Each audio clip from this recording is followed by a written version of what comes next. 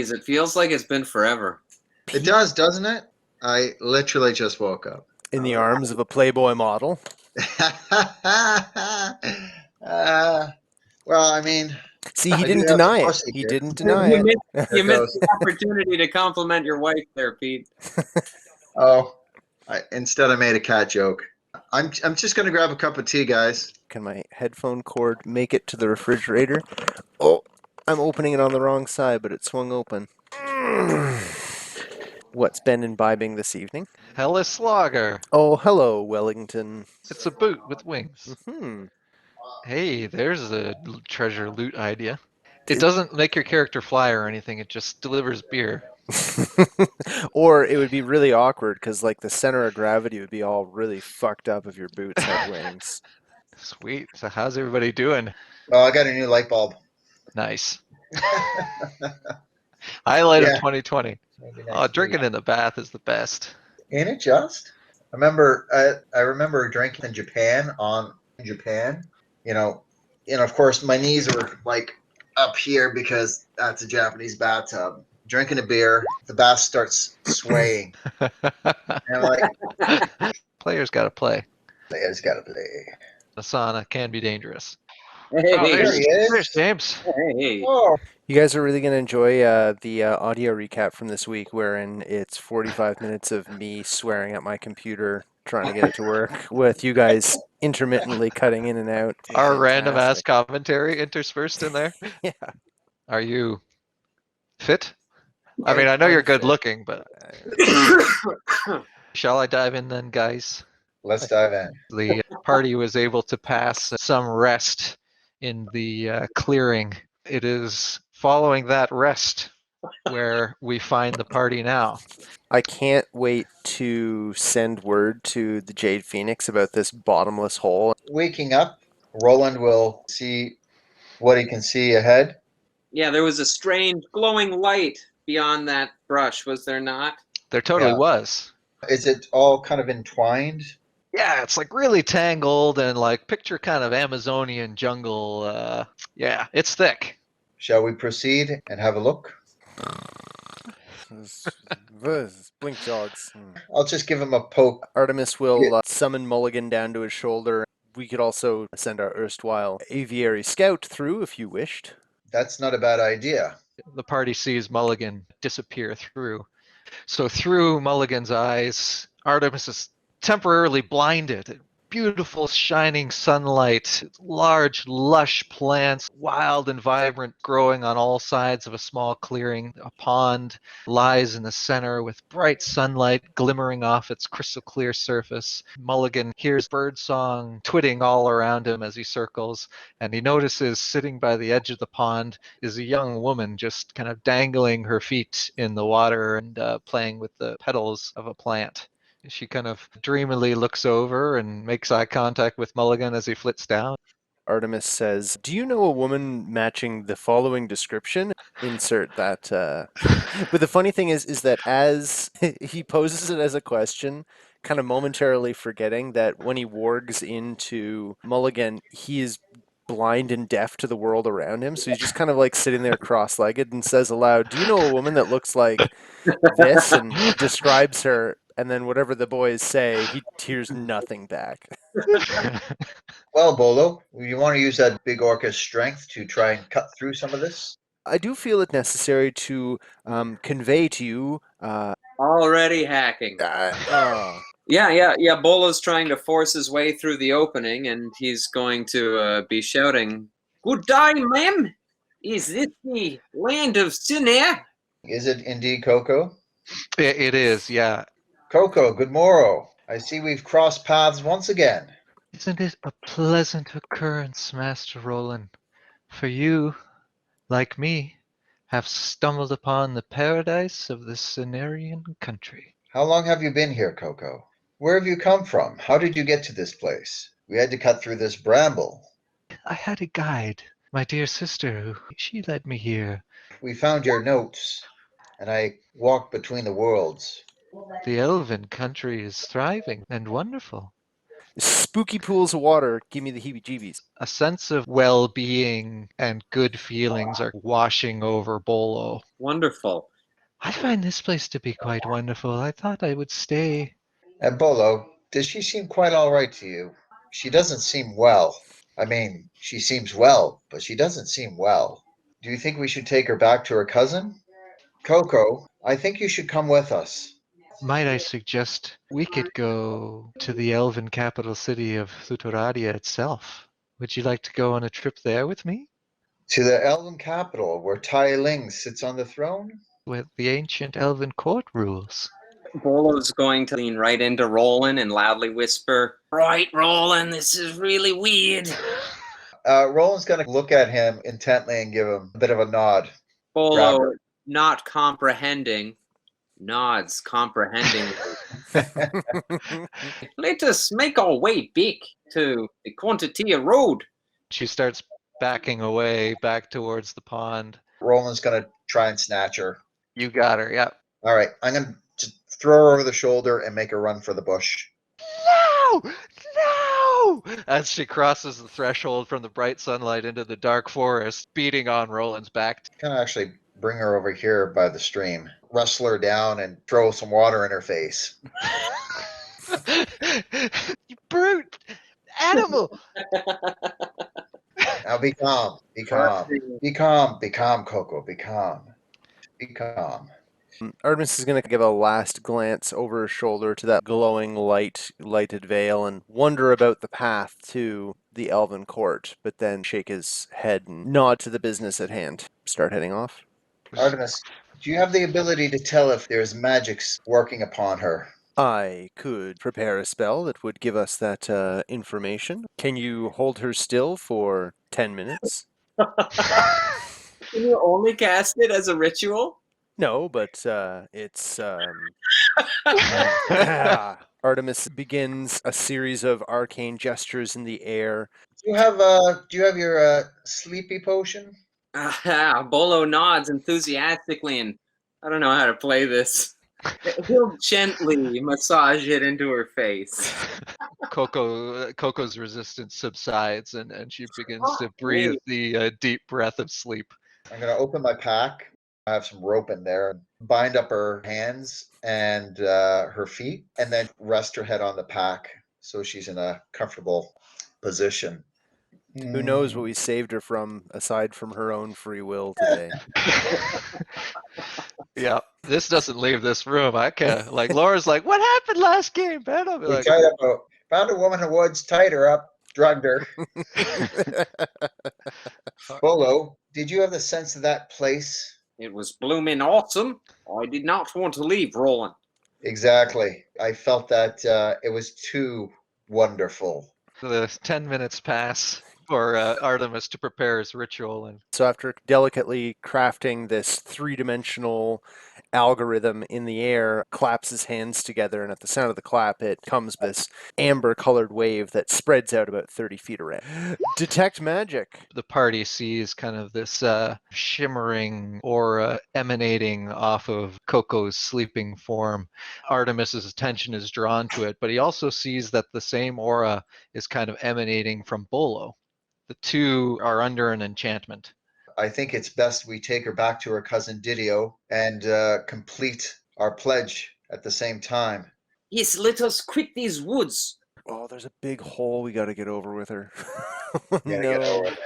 They trek on, and as Artemis's internal monologue quite pointedly dictates, they come again face to face with the large pit. I will remind you both that this pit is potentially bottomless, and if you fall in a bottomless pit, it is my theory that you would die of starvation. A terrible way to perish. But Roll. you hit some magics right, Artemis. You'll make sure we don't fall.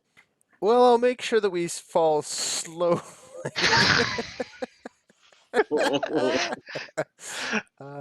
Roland, do me a kindness and pass me your maiden. All right. Bolo stoically, with Coco on his shoulder, faces the pit. Bolo just, slinging Coco, looking confident, like Mario, clears the gap. As he deftly takes his footing, he will deposit Coco gently and then turn, ready to aid in catching anyone who might not quite make it. Rolen like "Ah!" jumps and is not gonna make the edge. He's just falling down. Below clamps onto Roland's wrist and is able to haul his friend bodily up onto the other side. Clear some space, and then I'm going to jog backwards, begin running, and attempt to ramp over it. I'm going to launch off it. Oh! I do a 3-point landing, and then stand up and dust off my. I let out a little bit of vomit into the bushes at the side of the road. I suggest we carry on and move away from this terrible place. Very nice. Yeah, with Mulligan soaring off ahead of them, they retrace their steps down the tunneled forest path. I'm going to say to Bolo, now, how do you feel about your return to that sunlit glade, knowing you have to leap over that dreaded hole? I will never set foot in this bloody forest again until we have a flying carpet. Those are expensive, but I agree with you. Spelunking down that hole in a magic flying carpet would be a spectacular experience. When we are wealthy men, Artemis, let us make a pact to do just that. Sorry, I'm getting myself on someone's microphone. And south. Who am I getting that through? I think it's Davidson. Is that better? Ooh. Are you still getting it? Yeah, but you're now talking like a robot. We're all talking like robots now. Okay, refresh time. Really super hoping that the audio recording picked up how freaky deaky that was. I gotta weave in Davidson's evil robo voice into the narrative. It's because you went to a Daft Punk concert that one time where the humans and robots were talking.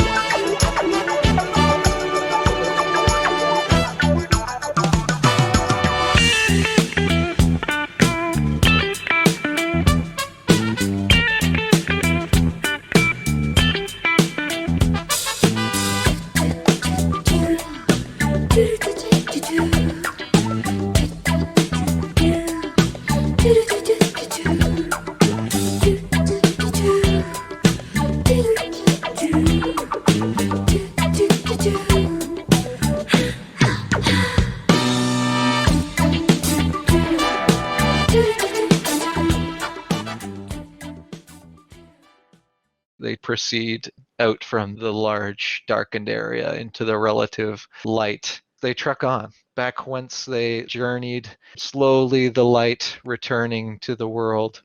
Through the afternoon, they press on into the evening. They find themselves still on the roadway, nearing where they had broken up their travels previously. The wolf encounter place?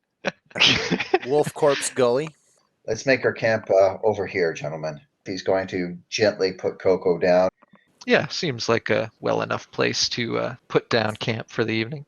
So Roland's going to start his routine, making a campfire, going out and setting some snares.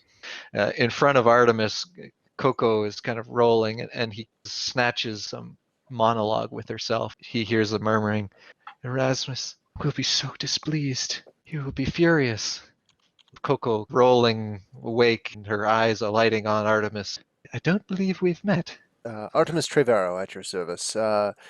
"We are in some strange forest clearing." She kind of looks around confusedly. Roland's just going to kind of walk over and kneel down beside her. "We're taking you to your cousin, Didio." What happened with... You were sleepy, so we carried you. Mm-hmm. And you had some interesting things to say in your sleep. Who, or what, is Erasmus? Ah, Erasmus, that would be that tall, slender elf fellow with the blonde hair and the cool green eyes, whom I met in Thutoradia, the capital. He seems to lead the Elven Council of Sener. Delightful place, so interestingly constructed of the old magics. Roland, can you square what this lady is saying? We were under the impression that land had been terribly upset.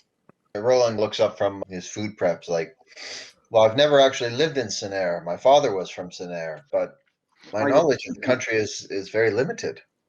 are you saying the Elven court is still assembled, Coco? Well, yes, to my knowledge. Did Erasmus talk about tiling? Is that a person? Indeed, it's the person who at present rules Sinair. But it was Erasmus who told me that he was leading the Council of the Elves. Hmm. The look is creeping onto Bolo's face. He's looking directly at Artemis, pleadingly. Make this make sense, smart man. Artemis is his nose is down in his book, writing again. Sorry, I was somewhere else for a moment. Well, I guess you'll conk out. And with that, Bolo's gonna just conk out.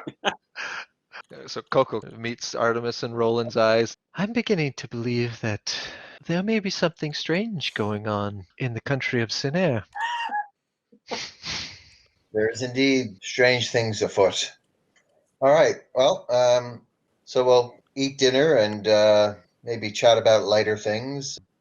They pass a relatively peaceful night, except for Artemis, when he eventually drifts off to sleep. He dreams of an uncertain landscape shrouded in mist. This dream carries the weight of portent. To his right, he espies the walls of the city of Contatia as he left them some days before. To his left, the creeping tendril of darkness escaping from the trunk of a giant tree, slithering towards the southeast of the city. Following the tendril with his eyes, they're drawn back to the walls of the city, which are now aflame, with the shadows of hulking orc figures and other dark, shadowy figures storming into the city. And as he watches the scene, the roaring sound of the flames transform into the crashing sound of a massive waterfall. Artemis comes awake the next morning. Ain't that happy?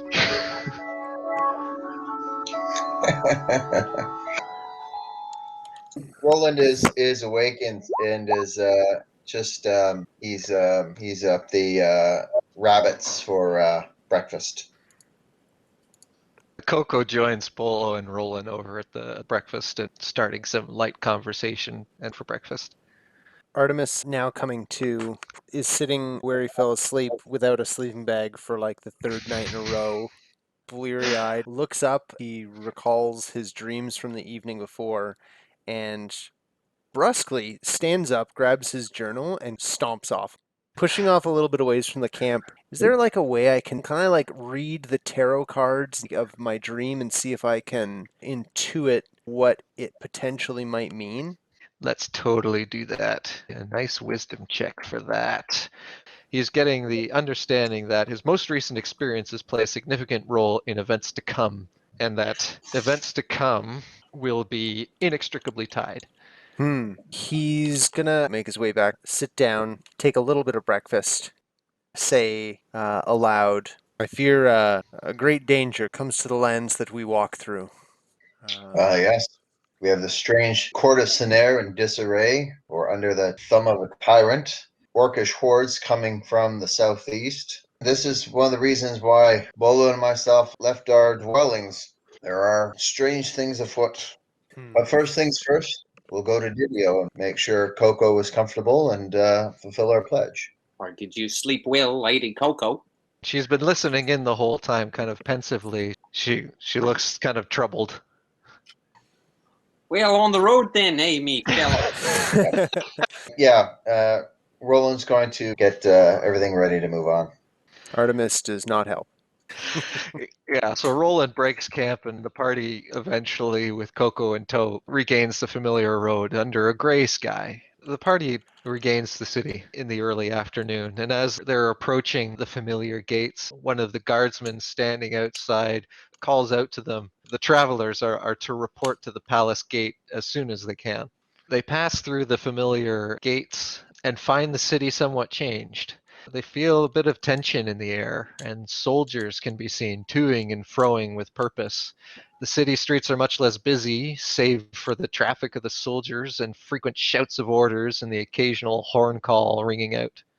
And they press on through the threshold and enter into Didio's familiarly cluttered shop. Who in the... Master, 3 masters and my cousin. Well, the travelers I was expecting, of course, due to the pledge. I mean, it was some days ago, and I won't say that I was worrying because it takes a normal amount of time to travel between Contatia and an unfamiliar nation. But to pick up my cousin in turn and bring her back here when she lives in the northeast is very confusing. Coco, what in the blazes are you doing here? Are you staying? Should I prepare a room? It's not very prepared, but I could prepare it. Allow me, I will succinctly explain everything. We have fulfilled your pledge, killed a pack of wolves, some magic tree creatures, all and had a fun drug trip. We found your cousin in a clearing, and here we are with the cup. Give us our shinies. Artemis, do you have the cup? And I'll pull out the other parts of the pledge and place them on the counter. I do pull out the cup, and I hand it over.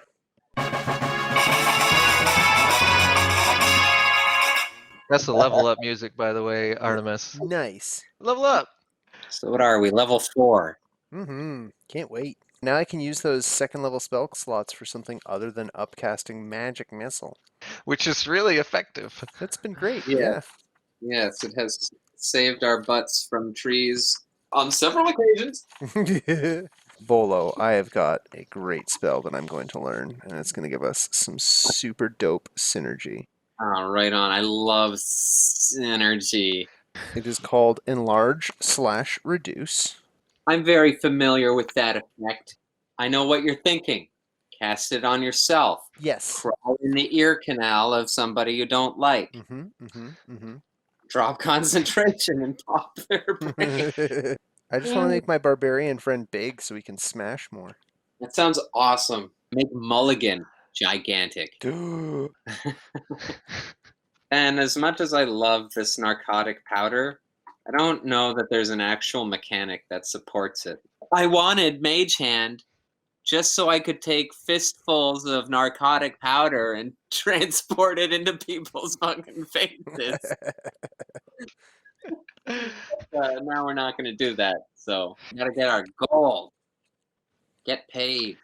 The city is in quite a state, I tell you. Yes, and gold. Yes, I promised gold. He rummages behind the counter as he's speaking. Yes, well, it seems that there are a bunch of creatures to the southeast trying to kill everyone. So hopefully that is a sufficient recompense, and I most gratefully thank you for your efforts in the forest. Anyhow, yeah, we'll head out the door. Well, party, shall we head to the palace? After you. As they're approaching the palace gates, they come upon a small regiment of soldiers, and Contesto is dressing them down. They march off in colonnade to the east. Huffing turns to the party and says, "Your help is needed. What I had in mind, Master Rolen, is the investigation of some rumors. My troops that are stationed near the front have reported of reinforcements that have been joining the Orcish army, but they're coming from the southwest, from Sennair of all places. The rumors are sketchy at best, but God's blood, if I tell it to you straight, you would think creatures of the night are bolstering the army." I've found there's often more madness in truth than you would want to believe. May I introduce our companion, Artemis? With a flourish, as he bows, he's going to use minor illusion to create the sound of wave crash, and says, Artemis Trevaro, at your service. The gatehouse, I have some chairs. And she just turns and walks into the tower gatehouse. She spreads out a map showing the southern strip of the area. She says, "Perhaps you could come to the bottom of where these reinforcing troops are come from, so that we can understand the actual force we're going to meet in the field and plan." If I may, it sounds like what you're asking for, Adrian, is observe and report. Yes, it is decided. We shall go. Speed is of great importance, yes? Do you have any horses that could be lent to this aid?